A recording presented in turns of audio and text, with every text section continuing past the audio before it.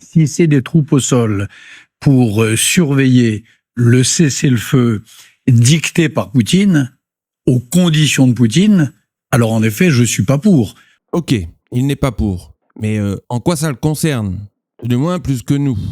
Surtout vu son passif.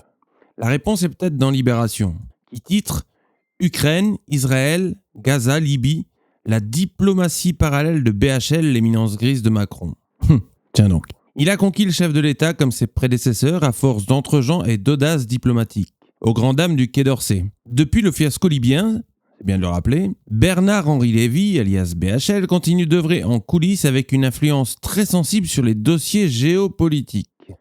Eh ben dis donc.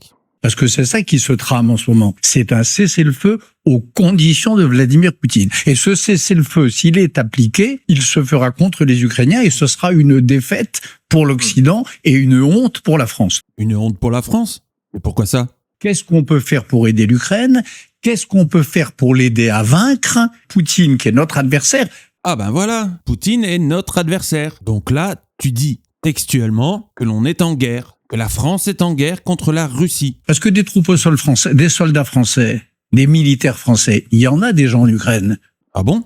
Il y a des instructeurs, il y a des gens qui sont là pour servir les canons César, qui sont parmi les meilleures armes qu'ont reçues les Ukrainiens depuis le début de l'invasion à grande échelle. D'accord, c'est noté. Mais la question que je me pose, c'est est-ce que tactiquement, c'est intelligent de faire ça et de dire ça ? Et est-ce vraiment ton rôle de le dévoiler sur un plateau ? Là maintenant, on nous parle de troupes au sol pour aider, pour accompagner la défaite. Bon, ben c'est la honte pour la France. Poutine est notre ennemi et on va droit vers la défaite. D'accord. Si ça, c'est pas reconnaître qu'on est en guerre avec la Russie, je sais pas ce que c'est, hein.